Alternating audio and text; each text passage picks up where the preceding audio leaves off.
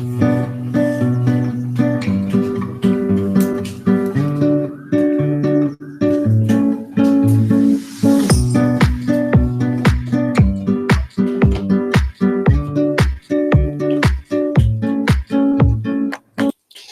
everybody, we are in MONOR.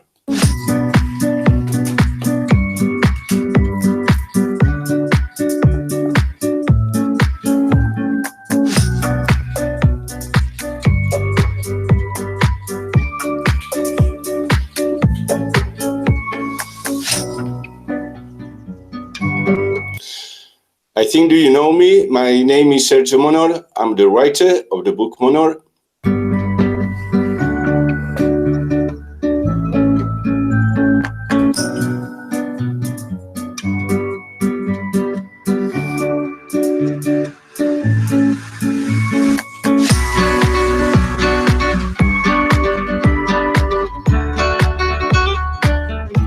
And today we have a live show with Heather.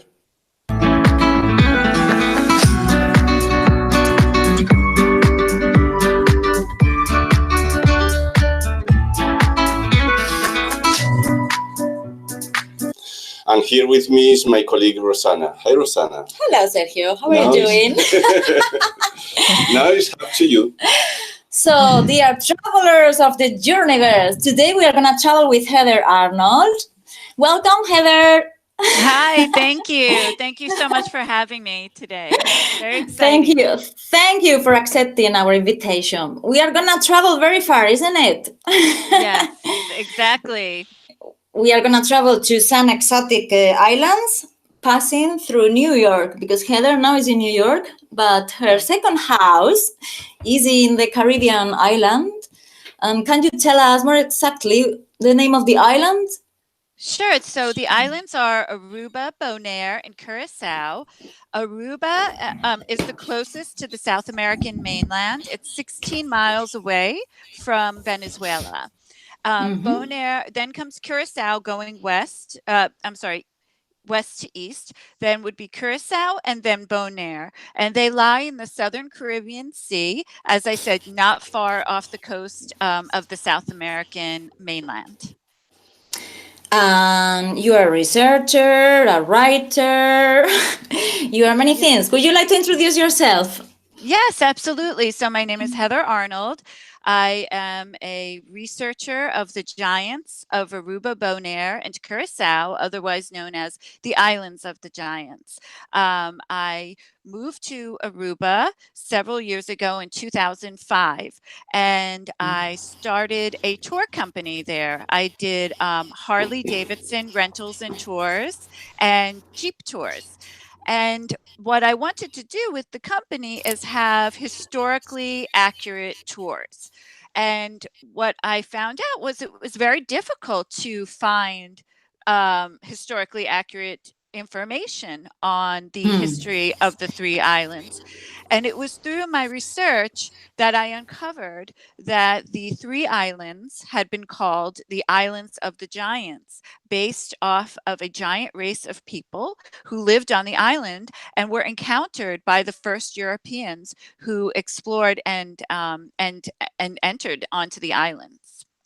And we are very lucky to have you, because this topic people, they don't talk about very much about it, and especially a woman, because you are in a man's world. I know, it's very frustrating sometimes, you know, but I like to see more and more women coming out and coming forward.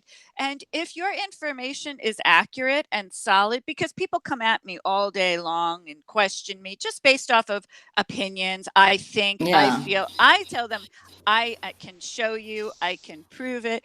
And so there's a lot of mansplaining, as we call it, men who will say, well, you're inaccurate about this, or I don't know if they would treat male researchers with that same tone as they do me, but I'll stand toe to toe with anyone any day.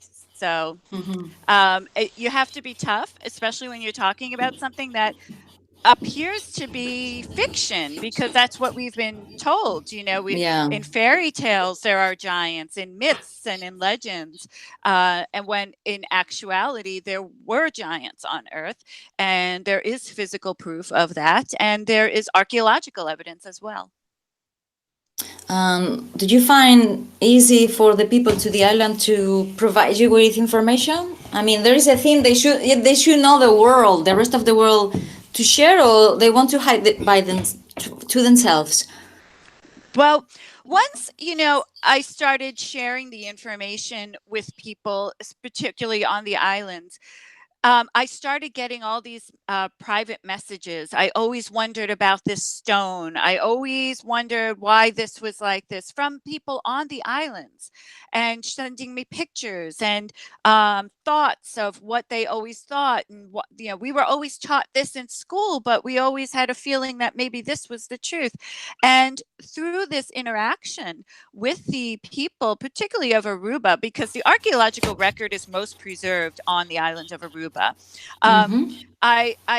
We are now working together and sharing information. Someone had sent me a balance stone that is in his backyard. I just received last week 3 different messages about petroglyph sites that I'll be visiting when I go back to Aruba. I only work with Arubans. I have more friends in Aruba than I even do in New York, because it's a very tight community. And my daughter is Aruban. Her father is Aruban. So she has 2 passports. And so, you know, I do this for her, and having an Aruban daughter gives me some credibility too, that I'm not just looking to make money. People accuse me of making money. I'm not making any money. My book's not even out yet. I'm just trying to set the course of our story on the right path of what we as humans, where we're from, where we've come from, the experiences of this amazing race of people who were dominant on this earth for quite some time, thousands and thousands of years. And just setting the record straight is really my whole goal, and obviously adding to the rich history of the people of the islands of the giants, and hoping that I can augment what they know about themselves. And I hope that this book will live on far beyond me, and continue to educate people on the giants and what they were all about. Yeah, hopefully your daughter will continue your work. Oh, I hope so. And even if she doesn't, it's in her blood. So Claro. she, You already planted the seed. Yes, exactly. And I will continue to do so. She will be on every quest that I go on in 2 weeks when we go back to Aruba, and to Bonaire as well. But you must be uncovering the top of the iceberg, right? Because there must be thousands of bones really, really deep down in the earth, right?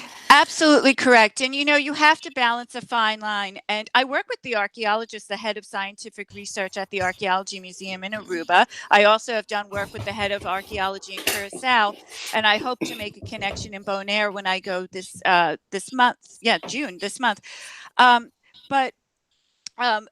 What, you know, these are the people's ancestors who are buried in the ground.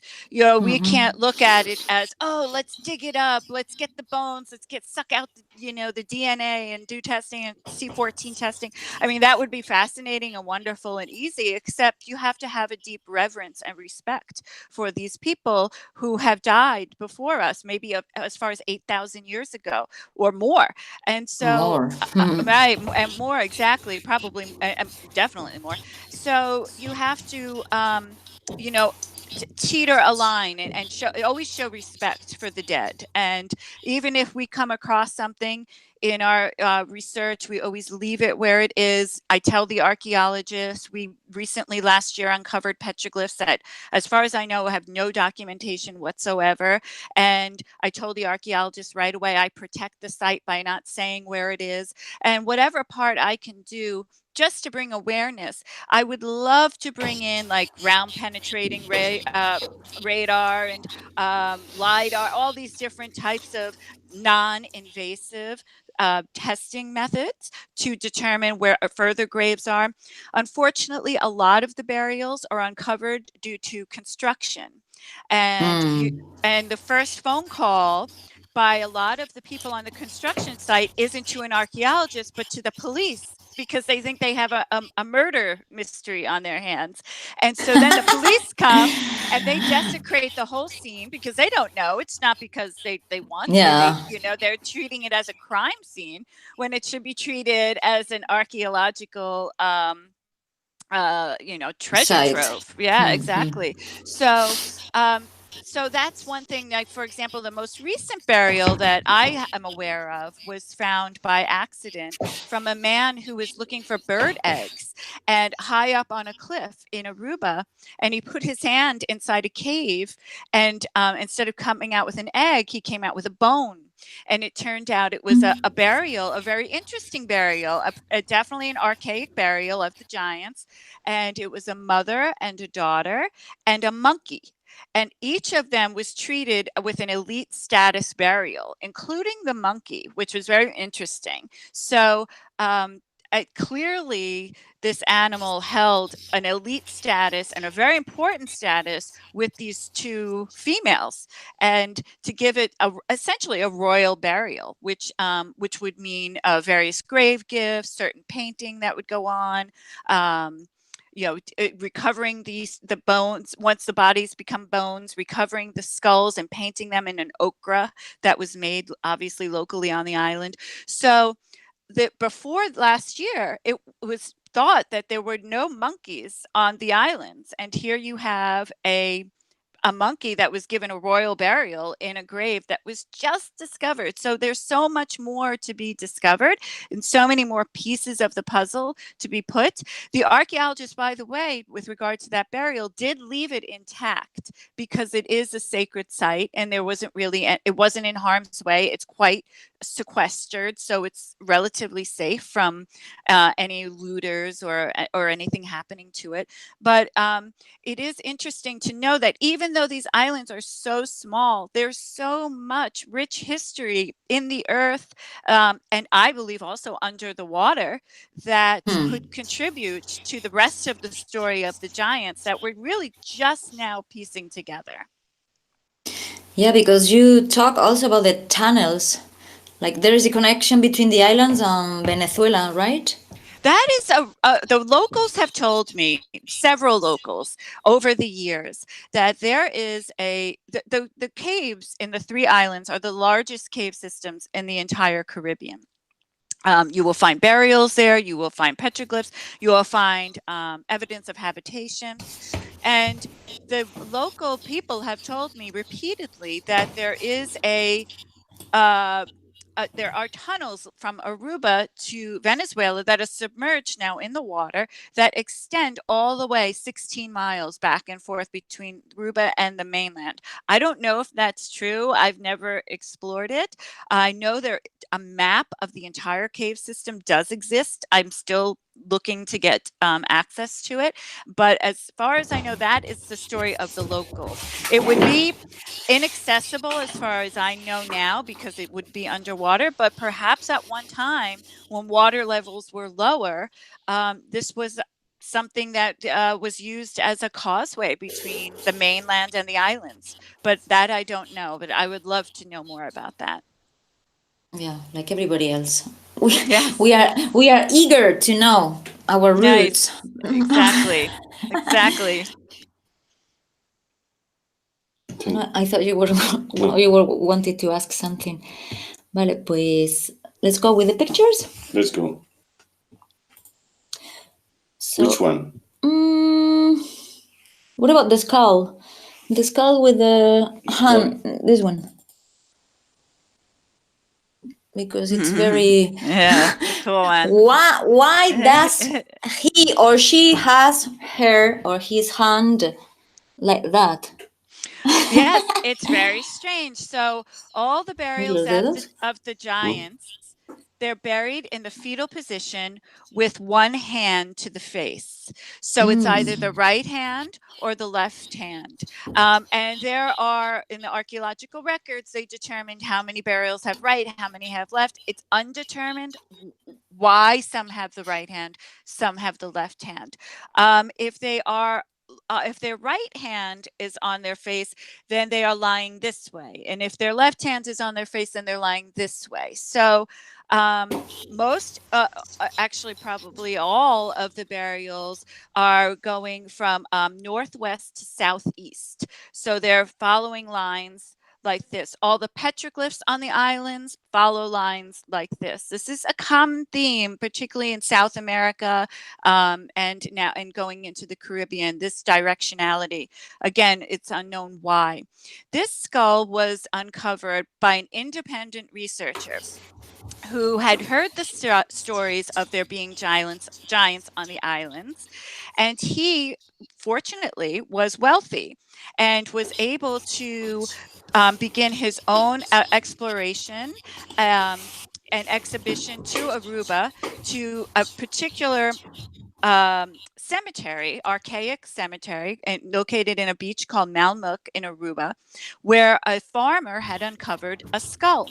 So he and a doctor, well, he didn't go, he sent a doctor there to uncover these skulls. And this was one of the skulls they found.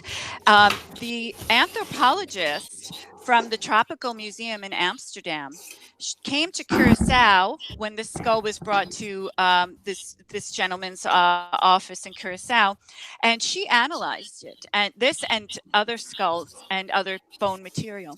And she determined that this was one of the largest hand bones she had ever seen in her entire career. And she was the head of the Tropical Museum in Amsterdam, Netherlands. So she was definitely someone who had experience and was well researched. This skull and another, by the way, which are both elongated as well, were deemed to be of very large individuals. The anthropologist compared them to the largest known people of that time, which were Louisiana Native Americans, which is kind of interesting because I don't believe these people, the giants, were Native American, but she compared them to the largest people she was aware of, which they were frequently over 6 feet tall. But what's interesting about the giants is that they weren't just tall, they were robust, they were huge, they were like very wide. Their bones were thicker than, for example, our bones are as modern Homo sapiens. Their skulls were larger. Their jaw, their mandible is much bigger. Their teeth are different. Their skulls are elongated, and where the neck bone connects to the skull is in a different position to accommodate a larger skull as well as an elongated skull. Some of the elongation is rather slight, and some of it is very exaggerated. All of the elongation generally goes up and back. Not up, straight up like a cone head, as some skulls, for example, in Paracas, Peru, demonstrate, but up and back. So this is a common elongation that we see in skulls throughout the globe, as well as ones that go straight up. Interestingly, about that anthropologist, she was going to begin carbon-14 testing as well as DNA testing on these skulls, but she wanted to fly to South America. She had to do some work on actually ancient skeletons that were found in Peru, and her plane crashed and she died. So we never heard or of any of the results, or none of the testing rather was ever executed. And interestingly, those skulls were on display in the Curacao Museum up until 1980, where it is documented in newspaper articles of people seeing the skulls, and the description was that they were giant skulls. They have since gone missing. I have been working for 2 years trying to find the skulls and then have them repatriated to Aruba, where they belong, and no one knows where the skulls are.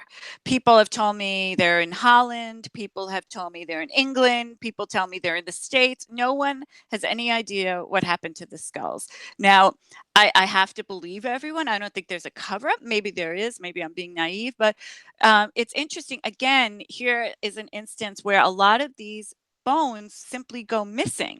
So thankfully, with the archaeological reports that I have uncovered, I'm able to find photos, at least, of these skulls, as including measurements and further documentation about grave gifts, burial sites, petroglyph sites around the area, etc. So, but the archaeological record is not easy to come by. It's taken me almost 8 years to get all of the archaeological records. Nearly impossible to find these things. So it's interesting, although public funds, you know, in our case in the United States, the taxes of the people often fund this research. The results of the research is oftentimes never shared with the public, although it's publicly financed. And to get a hold of these field reports and archaeological studies is very, very difficult, particularly when you're trying to get them from universities. It's very difficult. So it's taken me a while. And thankfully, I think I have almost every archaeological study ever done on the petroglyphs and on the burials on those 3 islands. So I think I'm only missing 2, but I'll get those 2. Yes, you can do it. Yes. Hopefully there were pictures, at least. Exactly. Yes, thankfully. But the jaw is giant. Yes. Madre mía, ¿has visto la mandíbula? Sorry. No problem. Yeah, no, they lived a long time too, these giants. Their teeth were worn almost to the jawbone. It's unclear what they were eating that caused it. Clearly, they were eating seafood. They were definitely eating herbs. But these teeth were nearly worn to the bone. Many of the people the ages that they say they passed away of the adults was in their late 40s. Now that was old science. Maybe with newer testing methods, we could get something even more specific. Maybe they're older. As a matter of fact, just last week, Leiden University in the Netherlands, working with the Aruba Archaeology Museum, did further testing on 2 ancient sites of giant burials in Aruba. And through their testing, the new testing that they've done, the new techniques, determined that those sites, they would always say those sites went back as far as 3,500 BC. Now they have claimed that the sites actually go back as far back as 8,000 BC, which makes these very ancient sites, which I always knew these sites were older. I just didn't have the proof. It was just instinctual, just hearing how some of the times people would try to extract the bones from the earth and they would simply disintegrate into dust, which really speaks to how archaic these bones are, how long they've been buried. And actually 8,000 BC fits better with all the other giant remains that have been found on a global scale, because as we know, giants were not just in Aruba, they were all over the earth. And generally the giants held some sort of an elite status. They were the government, they were the ones in charge. There weren't a lot of them, but there were enough of them to be the dominant force in the societies in which they were located. Mm-hmm. The giant this is the school of the giants. The skull of the giants. Which size have the giants around? Right, she said 6 feet, but 6 do you know in meters? Because in meters? we don't measure. Okay, oh my gosh. Let me do because 2 feet is no 2 feet, no. Sorry. 3 meters? You can watch it in internet. How long is a feet? I don't know. I'm sorry. I should. No, know don't worry. We will check it out. ¿Cuántos metros es un pie? Conversión. Madre mía. Wow. 6 feet, 18 meters. So 6 feet is average. Generally, they were about 8 feet tall. 8 feet. No, pero no, son 3 pies, 1 metro. Ah, okay. So then 6 2 feet, meters. 2 2 and a meters. half. 2 meters, Right. and she said 8 average. O sea Then que 2 and a half. 2 and a half, Right. sí, un poco 2 and a más. half. Vale. Okay, now yes. Yeah, because we were watching the opposite way. Right, I'm sorry. Oh, yeah, you did. No, no, I no, read it's okay. No, I know. Okay, 2.5 meters.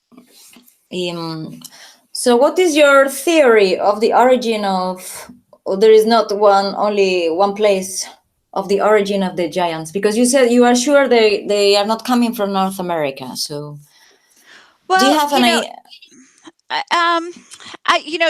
the archaeologists in Aruba told me that the giants that the giant remains that have been discovered were of a different subspecies or perhaps race of Homo sapien. They, in his opinion, had light skin and light hair and light eyes.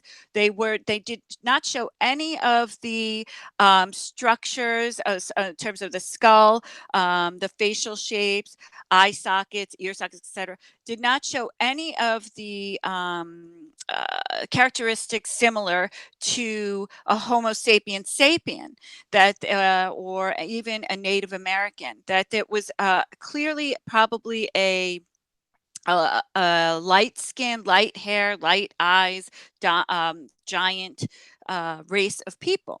So I have asked people, where do you think they come from? So I've heard anything from the aliens, like there have been, this alien intervention, which, you can't rule anything out, but that's, the most what shall I say, esoteric. And then some people have said they might be Egyptian because of the elongation of their skull is very similar, for example, to Tutankhamun's skull shape, Mina's skull shape, Akhenaten's skull shape. They could be from the Caucasus Mountains, where the Paracas long-headed people were from, but they weren't giants. So I personally, my opinion, and it's an educated one, is that they were a subset of perhaps the Denisovians. Now, the Denisovians were located in Siberia. They were the ancestors to the Homo erectus, which were giant beings, massive humans, and then of course you also have the Neanderthals who mated with the Denisovians. And the Neanderthals are interesting because they have elongated skulls. So if there was a hybrid of the Denisovians and the Neanderthals, maybe the giants of Aruba, Bonaire, and Curacao could be that subspecies. I don't know, though. I do think that they probably came from somewhere else and then took over those islands and dominated those islands until really the Spanish explorers came in 1499 AD.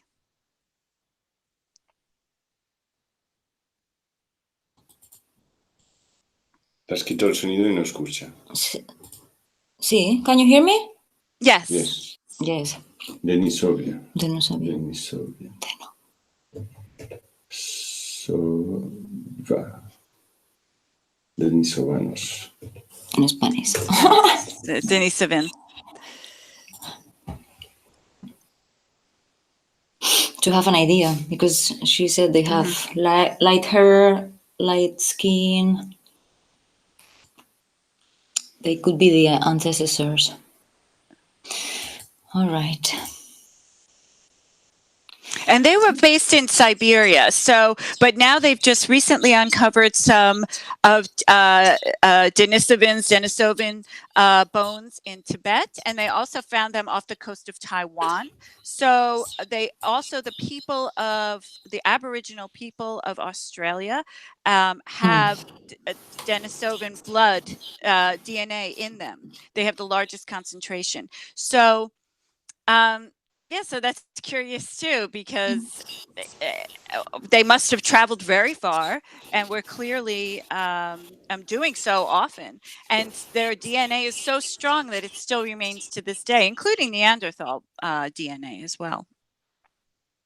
How they were traveling so far. Yes, I know. That's so interesting. I mean, I don't know. I guess they were master sea people, or they had some means of flight, which would be even cooler. So, but I assume that maybe the continents and everything was closer together at the time of their domination, and perhaps this allowed for a better ease of travel if they were doing so over the sea. But I don't know. That's the most interesting question of all. And what were they doing? Were they just looking for land, for people, looking for treasure? They clearly really didn't want to breed with the local populations. It wasn't until, for example, in Aruba, Bonaire, and Curacao, that the giants were bombarded by the European explorers, that they began to mate with the average statured people over whom they were governing. And it was through this mating that they eventually bred themselves into a mixed race.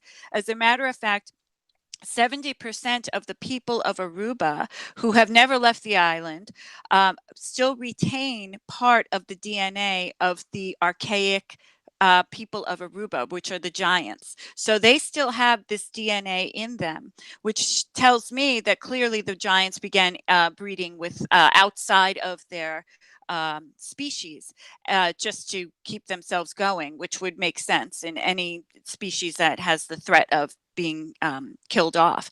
So that's what I think actually even happened to the giants. And the fact that they were able to breed with average statured humans shows that they were still very similar to us, but they clearly had characteristic differences physically that set them far apart from what we look like today. Mm-hmm. So maybe we all come from the giants. Yes, exactly. Bueno, me no, because I'm very small. Yeah, me too. I'm not a giant either. Vale. My daughter could be a giant, but no, yeah, she's taller than me. So. And she's got Arubian blood. Exactly. Vale, we go on with the pictures. Let's go with the petroglyphs. Oh, yes. Por ejemplo... Tell me which. Mira, ahí arriba. Which one? This one? Yeah, why not?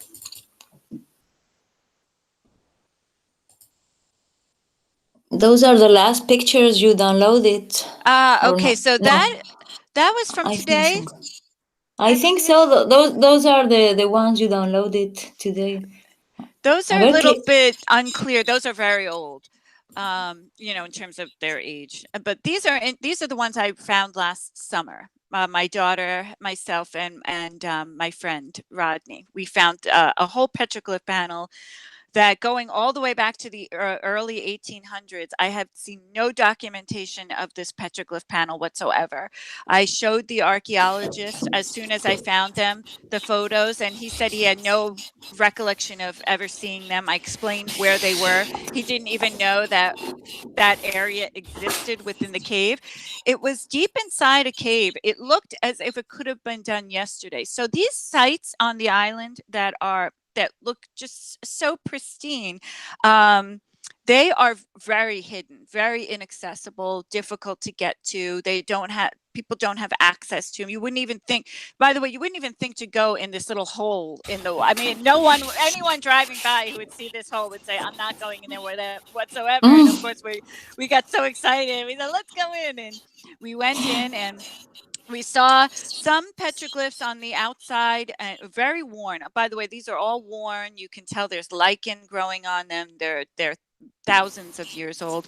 And these have been, sadly, due to the salt water, due to lichen, algae, they're disappearing, but they are there. Two of them appear to be faces. There are two eyes that I see, one more clearly than the other. And this isn't the only place where you'll find eyes. You'll find another just solitary eye a little further north of this site, in another petroglyph site that is documented, but no one knows about it whatsoever. And it's very difficult to get to, but nonetheless, it's there. So there also is another site where I found an eye, just an eye. So that's actually rather curious too, because it reminds you of like a hamsa, you know, the hand with the eye in the middle, this, Yeah. you know, third eye. Is there a connection there? I don't know. Was it were these eyes part of a larger petroglyph of a face? I don't know, because they're so worn. It's impossible to tell, and I don't really know how you could scrape away that algae and salt and lichen and determine what it was without damaging them completely. But when we found this, we were so excited. We knew we were onto something quite big, and we were really just elated that day. To see new petroglyphs, because those are. A ver. Go on. Sí. Which one? That one. It's so small that I can't see. A ver, the mouse stone. There is a petroglyph on the mouse stone. On the mouse stone? Here there are A petroglyphs. ver, I cannot see it. It's the same. This is the same. Yeah. Because the pictures are so small. Yeah. There, I'll be posting more. Tomorrow, I'm going to post a petroglyph called the pregnant woman petroglyph, which is actually quite interesting. This one? That one. Yeah, that was the one I was looking no, for. that's actually in New Mexico, the United States. That's a 6-fingered handprint in New Mexico. Equally bizarre. But yeah, that was 6 fingers. Something, yes, I found in, which is documented, but I found it in Santa Fe, New Mexico. Yeah, it's true. Es verdad. Vale, pues let's go to Malmok Beach. Right. That's a burial of one of the giants. So the burials of the giants are very distinct. They are, the giants receive, particularly the males, female, and children, which are the only ones, but they receive the elite burial, whereas the average statured humans don't have these elaborate grave coverings of geometric patterns of stone. This one is in Malmok. By the way, this cemetery is in total jeopardy.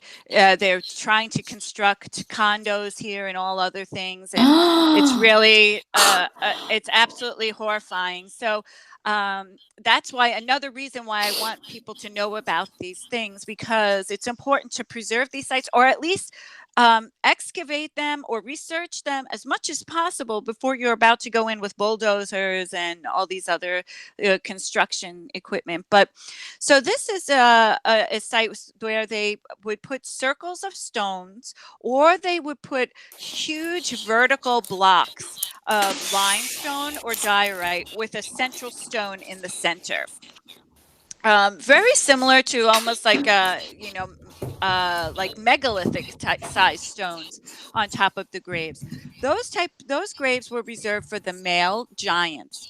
Now, I even question a lot of the archaeological reports when they say this was a male, this was a female. There is a sort of bias built into determining whether a skeleton is a male or a female.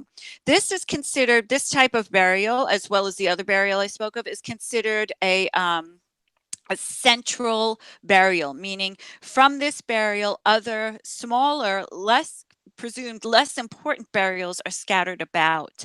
And the central burial, the most important burial designated by the grave gifts, this type of grave covering, was presumed right in the beginning to be a male. And then it was determined through some anatomical observances that these were probably male.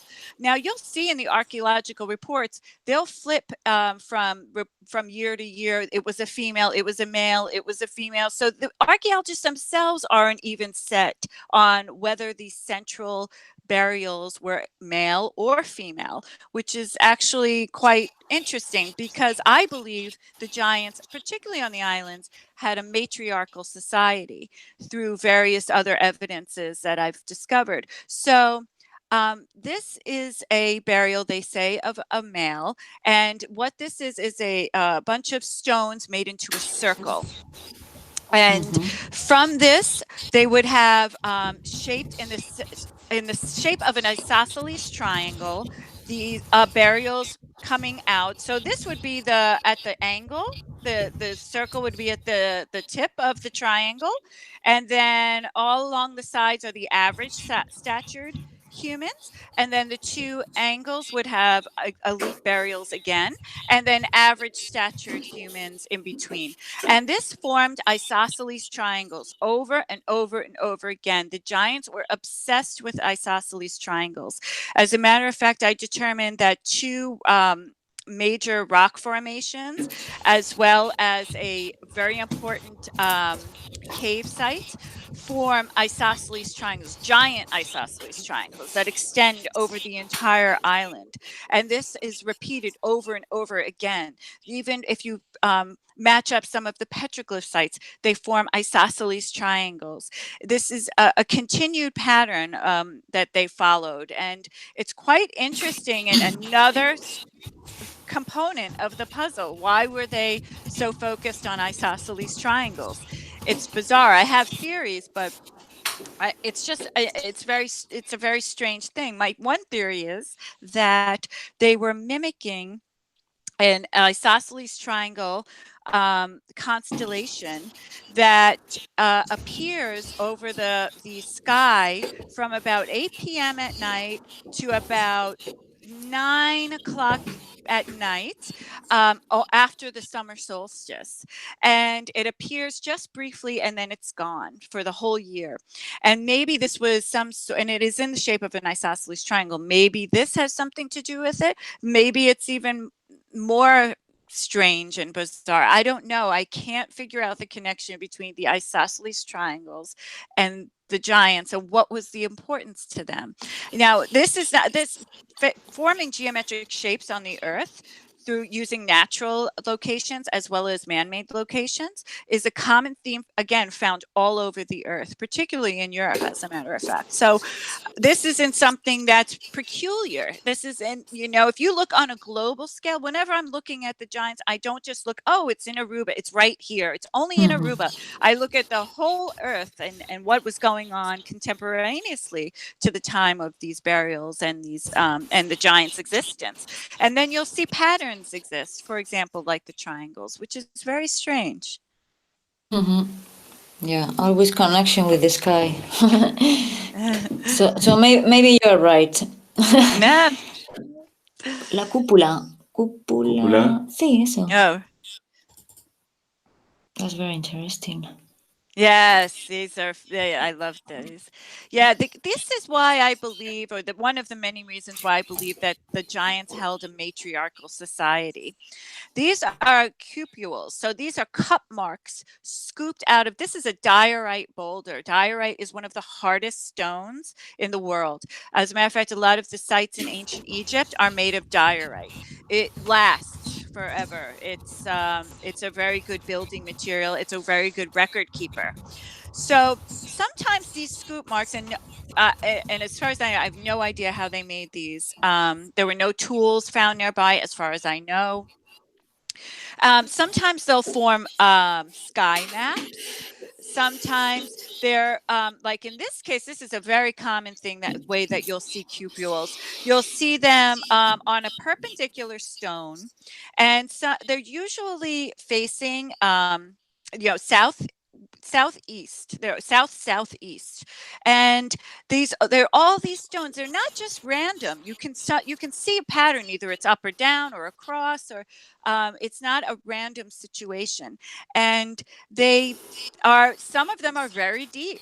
Some of them appear to be drilled with some sort of I guess a mechanism. I don't want to have to use the word machine, but they do look machined, and they have sometimes they cover the entire stone. Sometimes, for example, there's a stone in Io rock formation that I call the pregnant woman stone.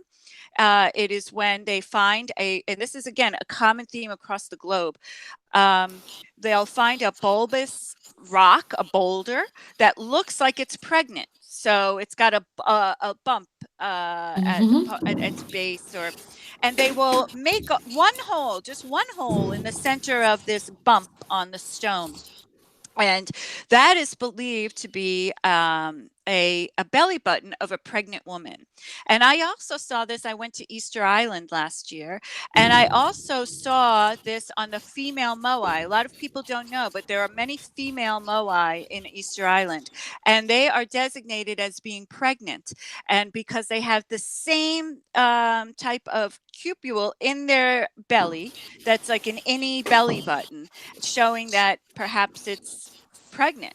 So that's why, and also just to mention, the cupules these cut marks are the oldest form of rock art in the world. They're found all over the world. These cupules are found on all 3 islands in very specific spots. This is at the base of Kasabari Rock Formation, which I believe is a man-made megalithic structure. Very ancient, very massive megalithic stones make Kasabari, which I'll be doing a post on that within the coming days. And this stone is right by this site, which also has many ancient petroglyphs around the area, one of which I think is a face, again with an eye, that I recently found. So these are really important sites in Aruba because they repeat themselves. They have a consistency in their locations, in the directionality, and also another use of the cupule, and this is also found in India, is it will a large hole will be bored into a stone to make a shape of a creature, such as a snake. So it would be like an eye. So there's a mouse stone. There's a lot of snake stones. There's a monkey stone. There's even Arubans told me about a massive carving of an Indian face where the cupules make the eyes of this face. So this is repeated often on the islands too. This is the most fascinating, I think, of a part of Aruba because it shows it's a great antiquity. This is something that went on a long time ago. These aren't people say they're grinding stones, and there are grinding stones in Aruba, absolutely. The grinding stones, though, are found in areas of habitation. They're not found in areas of worship and ritual. And there's no crossover with the giant sites. So, for example, if a cave had petroglyphs in it, it only has petroglyphs. If a cave has burials in it, it only has burials. And if a cave shows signs of habitation, such as a grinding stone or a shell midden, it only had people living in it. There was never any crossover between these sites. Each site had a specific purpose, and that purpose was maintained. So because these cupules are found by an area of petroglyphs and is massive rock formation with many shaped stones, some shaped like chairs, some shaped like faces, very weird. And I'll be posting all those soon, the coming weeks, days on my page, The Islands of the Giants. That makes me realize that these were sacred sites. So what was happening in these holes? Maybe offerings, maybe water was collecting and women were drinking the water to have babies. Sometimes they say the cupules represent the vulva. I found cupules in Easter Island. So these are found all over the globe, and even here in North America as well. But we could say also the shape of a beehive. For me, a beehive, yeah, could be too. Yeah, anyone's guess is a good guess. You don't know. Yeah, it's very, very interesting. But this is one of the best examples, and it's very difficult to see this unless it's a certain time of day, which is interesting because I think the ancient people really played with light and how the sun would set these sites off. For example, in Chaco Canyon in New Mexico, there's a petroglyph panel on a wall of a mesa that I have gone now to Chaco Canyon 3 times, and I have still yet to see this petroglyph panel. And it's because of the time of the year when I go. It's just simply not illuminated by the sun at any point of the day.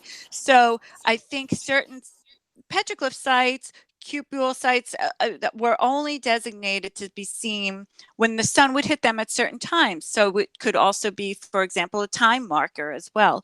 But it also it makes it even more mysterious because these places, such as these cupules, are oftentimes hidden in plain sight, which protects them.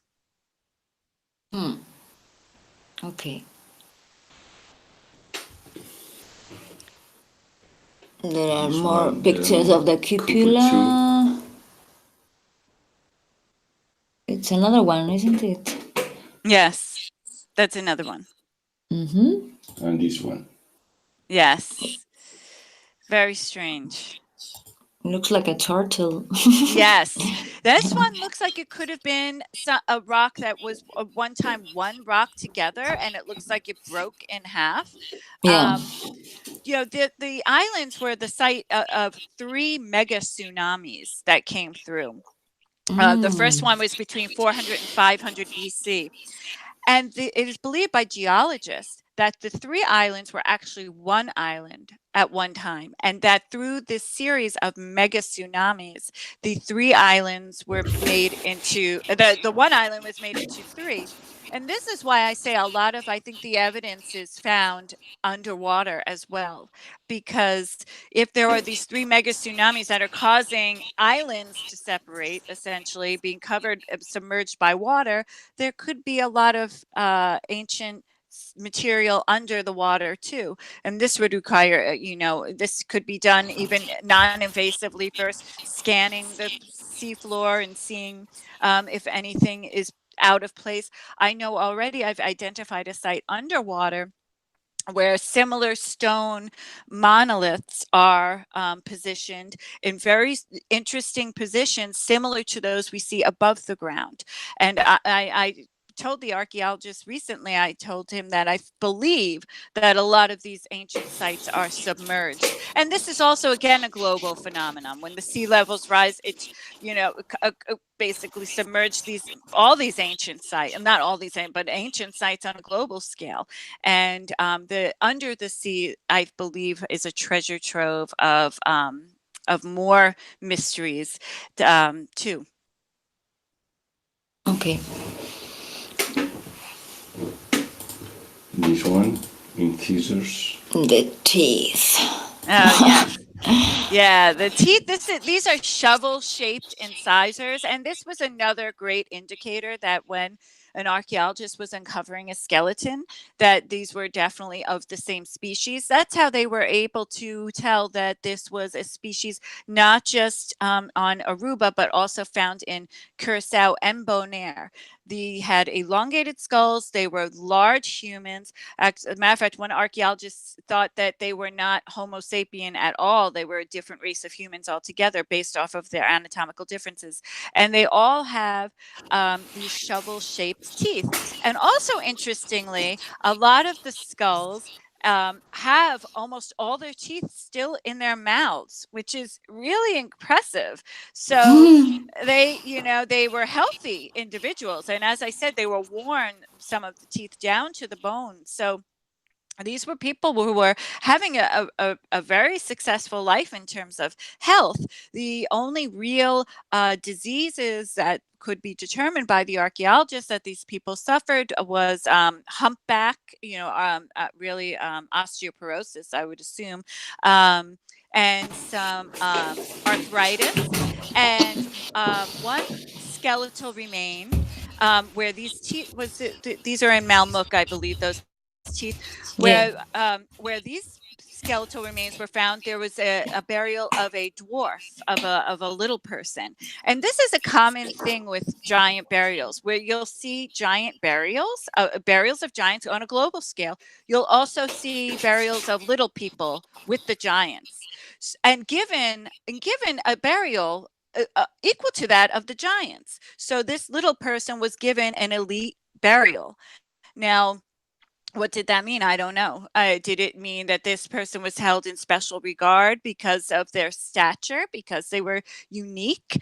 What did they hold a special role with the giants? Some locals have told me that perhaps they were considered good luck to have a little person with them, that they were also considered almost shaman, that they had magical powers that only the giants could tap into. So these are just theories, but it's actually fascinating to think that on a global scale, this was happening at these ancient sites. Mm-hmm.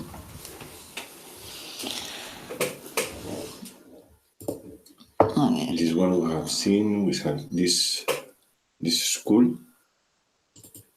Oh, the one below, the man with the skull. This school. The one below. This Which one. one? This one. Oh, that's actually not from Aruba. I put that on my site to show that there are giant skulls. This is a very large skull that was found in, I believe it was Africa. I don't know exactly the country, but it is just an example of, on a global level, what we're talking about in terms of these remains, that it wasn't just particular to Aruba, Bonaire, and Curacao, that are skeletal remains on a global scale. And this is an example of that too. Now, this is even more ancient than the giants, but you never know if there is a relation in any way to the giants. That we don't know.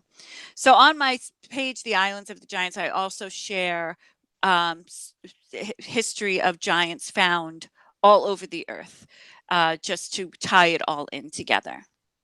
Okay, but there is so much fake information mixed with the real one that at the end you don't know which one is the truth. Right. Because in India there are also many pictures from giants, but then they say no, it was fake. So I think it's done on purpose, sometimes to discredit the real information out there. My pictures are from the archaeological reports, so I know they're not fake. And in my book, in the bibliography, you can cross-reference anything that I put in my book is noted, so anyone could look this information up. But that's why I don't tend to rely on. I would love to see, some of those pictures are so spectacular. I would love for them to be real, but unfortunately, I think a lot of the information is fake. For example, here in New York, upstate, we have the Cardiff giant, which was a giant allegedly found in Cardiff, England, and it was preserved in some way, and it's this 8-foot plus tall giant, and it turns out it was a hoax. So, but it's still a tourist attraction. Now, I just came back from Arizona and New Mexico, and in the desert of Arizona, there's an exhibit called The Thing. And if you go to see it, which I did, it is a skeletal remain. It's 8+ feet tall. It's a woman. She has 6 fingers and 6 toes. She has a baby with her in this mummified state, and she is purported to be a giant burial that was uncovered in the location of White Sands National Monument, which is in New Mexico.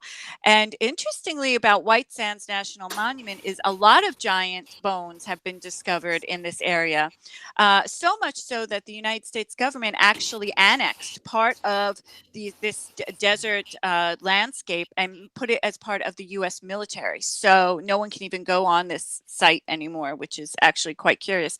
But the story goes that no one knows if the thing is real. I spoke to the business itself, this little desert shop museum in the middle of nowhere, has recently been sold. But I spoke to someone who worked there who knew the original owners who bought the skeleton, and she told me that the owners 100% felt it was real, and that there wasn't any mystery about it at all, that it was actually a giant mummy and its baby that was uncovered in New Mexico. So you know, is this another hoax? If it is a hoax, I don't quite know why you would add 6 fingers and 6 toes, because that's quite curious. There are giant remains found, particularly here in the United States, that have, and North America in general, have 6 fingers and 6 toes. So if you're making a fake in the early 1900s, how do you know to put 6 fingers and 6 toes? That part is rather curious. Maybe it's like the Fiji Island mermaid, which was P.T. Barnum's concoction of taking half of a monkey skeleton and the tail of a fish and putting them together and telling, hey, everyone come see the mermaid. Maybe that's what it is. It's a conglomeration of various body parts that were discovered. I don't know, but that is a curious component that no one can. When I was there, I went 2 times to see the thing. No one could answer, but it could also be an elaborate hoax, just piggybacking on the giant mania, so to speak, and to make money. But I don't know. They don't charge a lot to see it, so I'm not quite sure it's a money maker to have a fake giant. But it definitely discredits other giant discoveries. So that's why I only base my work off of the archaeological record. Yeah, right.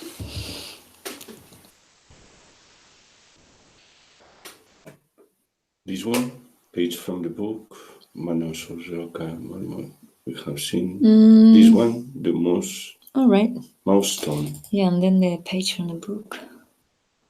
This yes. is the kind of formations you were talking about. Yes, right, with the cupules. See, so the eye, it's so deep, and it's not in a position of being useful. It would never be a grinding stone. It's not that large. It's only about this big. It's on that side of the rock, and there's one on the other. It's definitely, to me, it looks like 2 eyes, and it looks like a mouse stone.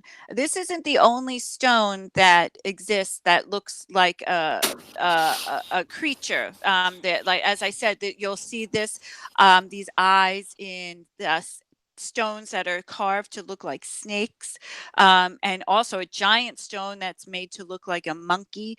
So this is a perfect example of how you would determine whether it's a grinding stone, or an actual cup mark.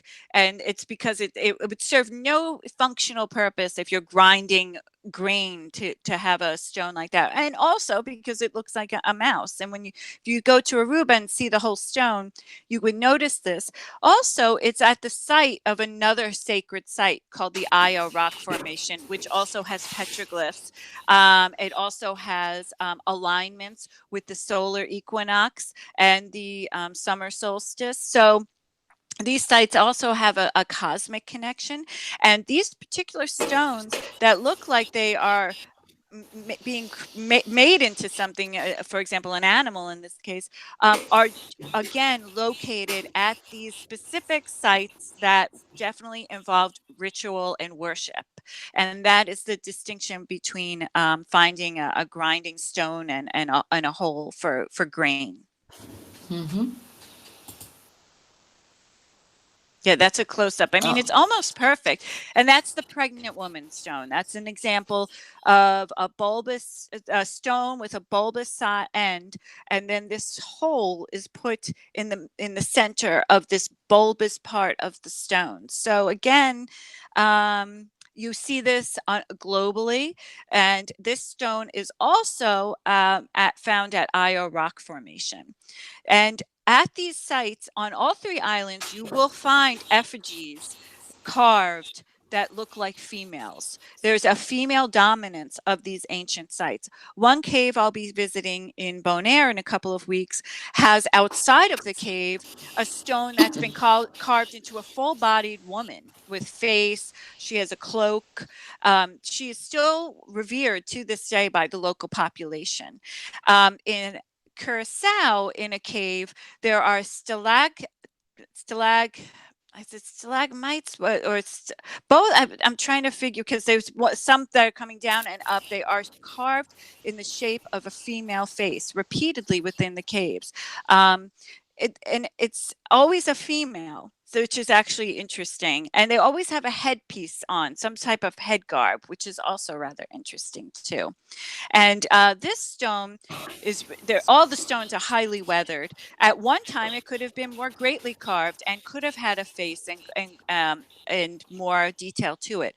At this point, we have this stone left, and there is a little indication at the top, but nothing that you could see for sure and say, okay, there's a face. But this particular use of a cupule to be in the position of a navel is a common occurrence on a global scale of the use of the cup marks. Mm-hmm.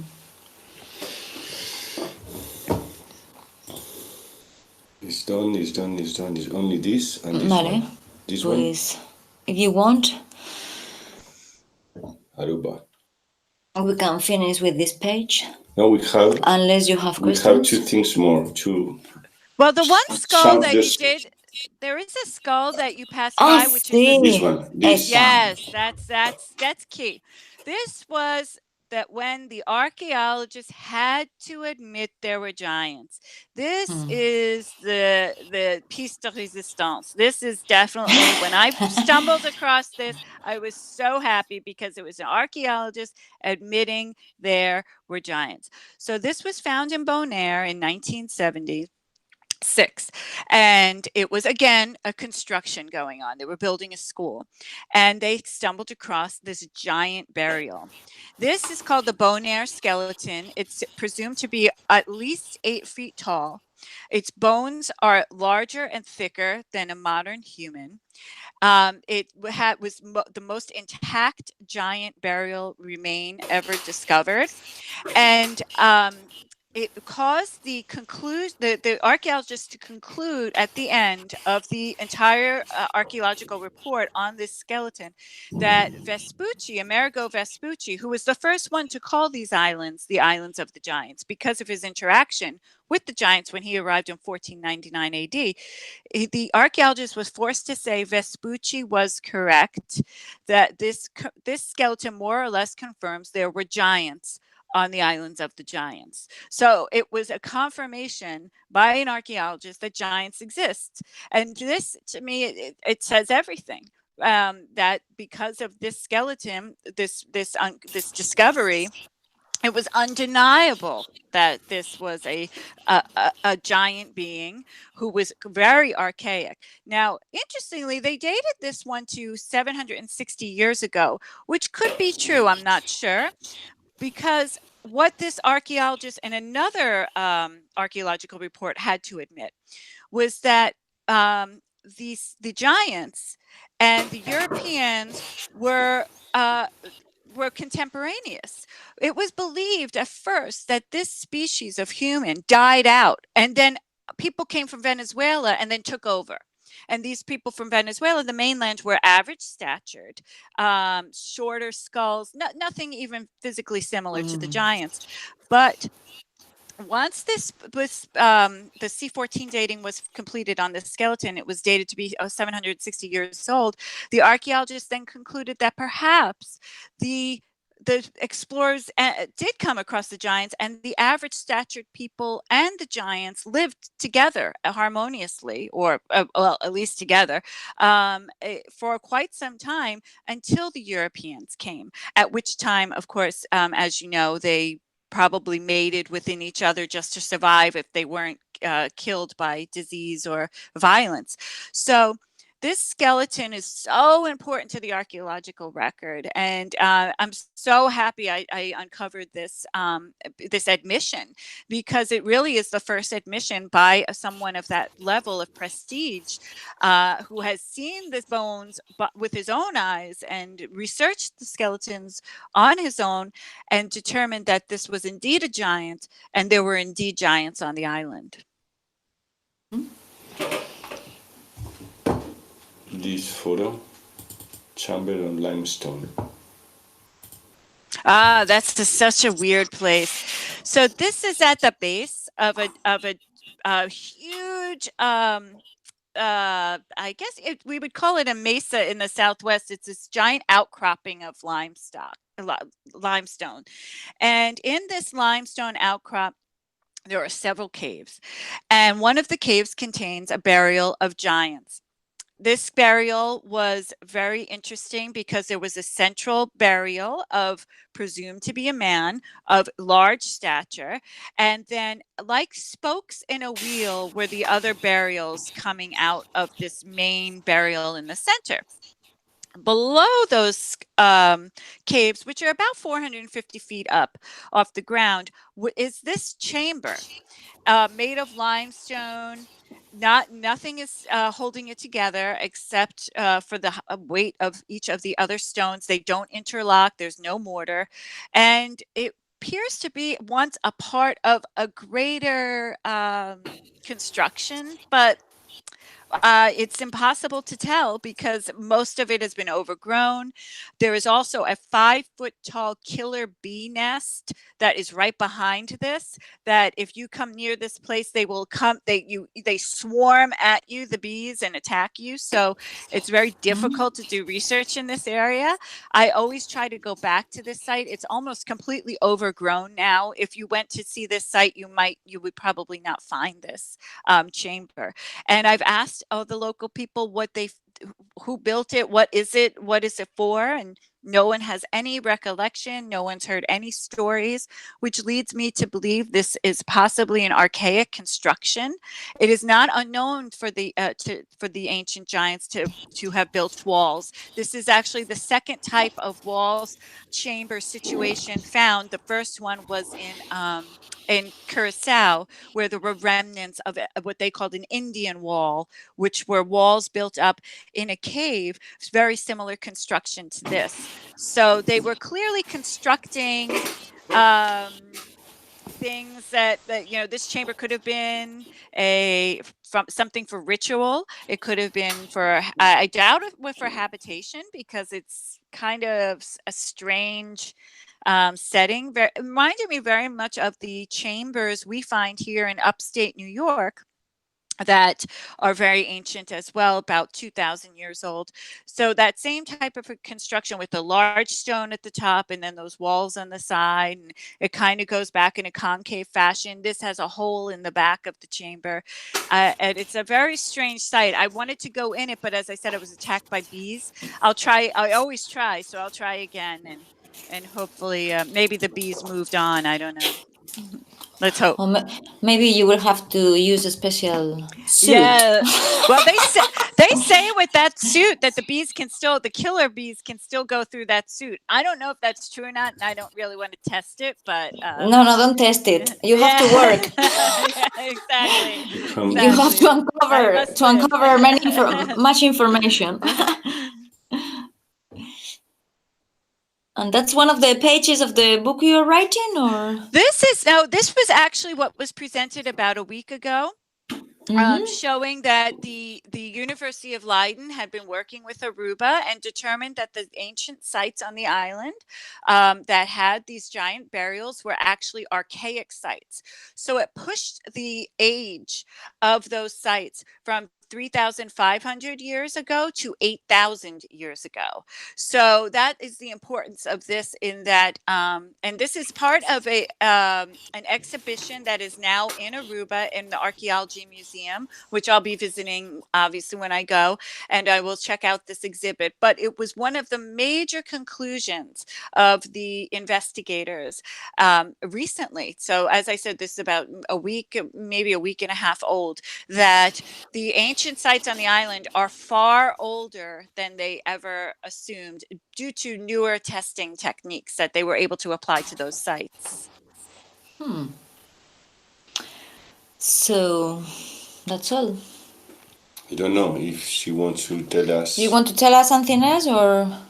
I'm so happy that you invited me on. Any opportunity I have to speak about, the hidden, what I believe is the hidden history and the unknown history of us as humans, a part of our human story. It's so important to tell people, and I'm just so thrilled to have been here, especially a couple of days away from being at these sites. And there's going to be so much more information that I'm going to be able to share with everyone once I go there, particularly when I go to Bonaire.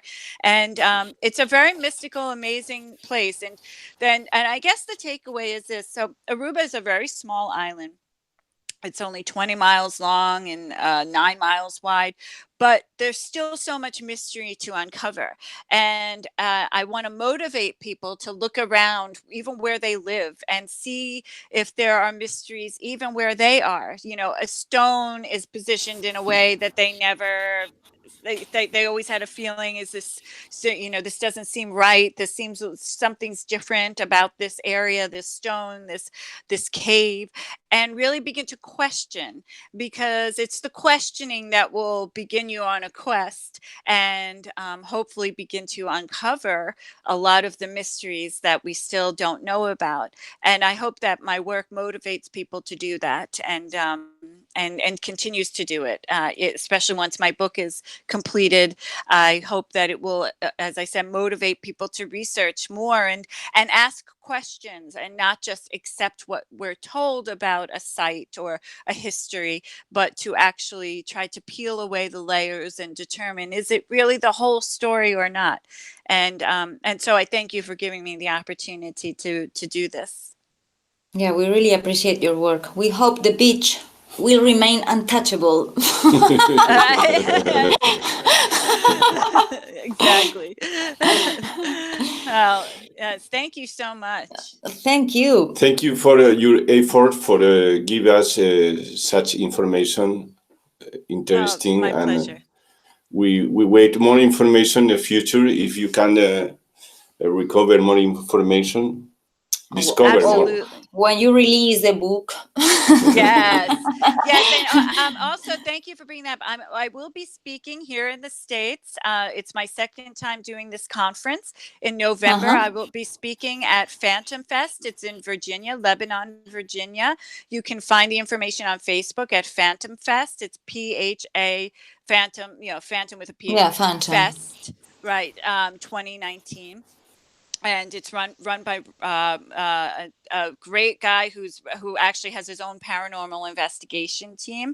And I if you would like, if you're interested in what I'm speaking about, I have a presentation with 80 plus slides filled with stones and bones and all interesting measurements, figures, and astronomical connections, etc. So I'm going to be one of 20 speakers at that event. It's definitely grown in size since I was there, and I will be there in November. I believe it's November 2nd. So if anyone would like to join me in Virginia, I'll be there then. So it will be a pleasure. It will be a pleasure, of course. Oh, thank you. Because for how long are you going to Aruba now? You spend. So we will be in Aruba for 1 month.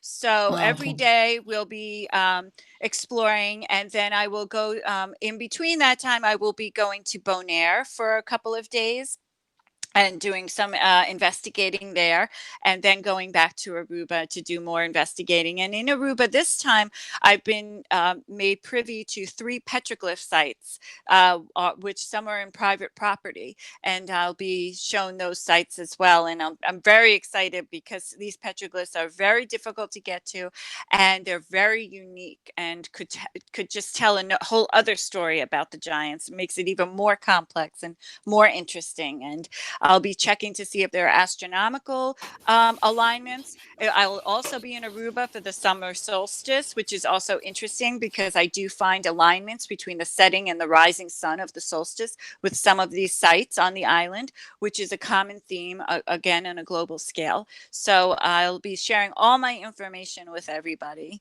and including this new information that I'll be obtaining in the book as well. Okay, because you can find Heather in Instagram, Facebook. Yes, I'm on and on Twitter. I'm Heather L. Arnold across all my socials, and I post daily. I have my page, The Islands of the Giants. I have my personal Facebook page. You can friend me at Heather L. Arnold, and I also run a page called Stones, Bones, and the Paranormal, which is a group. There people share many interesting stories that have gone unnoticed about, paranormal experiences around these sites.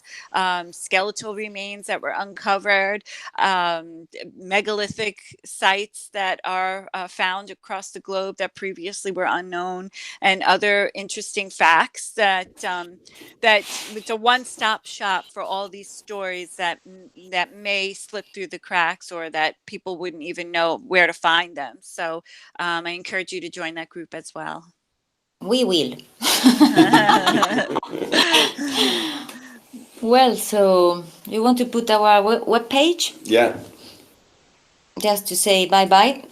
Yeah, we leave you our web page with our book. Good.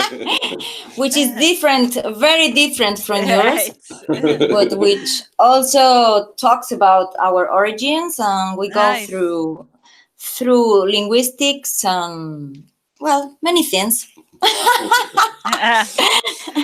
You can find this, if you want to get the book, you can get it in our webpage, www.monor.org.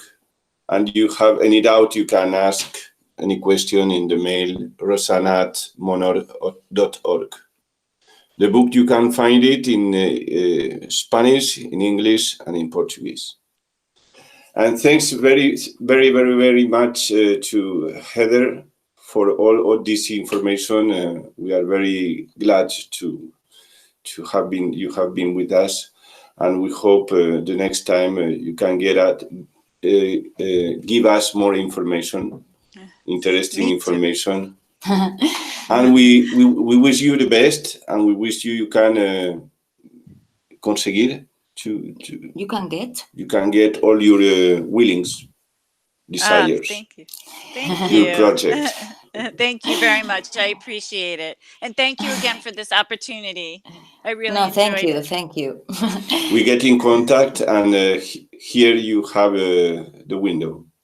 Your window. Thank you. Thank you. I appreciate it. To show all your information, your interesting information. All right. Great. Well, and then I look forward to sharing my new information with you when I return. Okay. Well, we say bye-bye with music? Yeah, with music. Thank you, Heather. Thank you to the people. See you next time in another live show. Yes.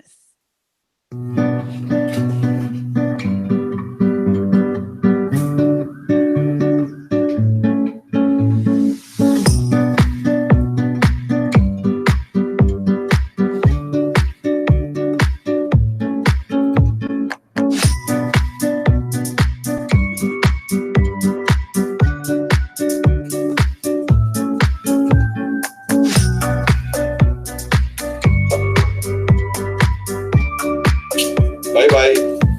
Bye. Bye-bye.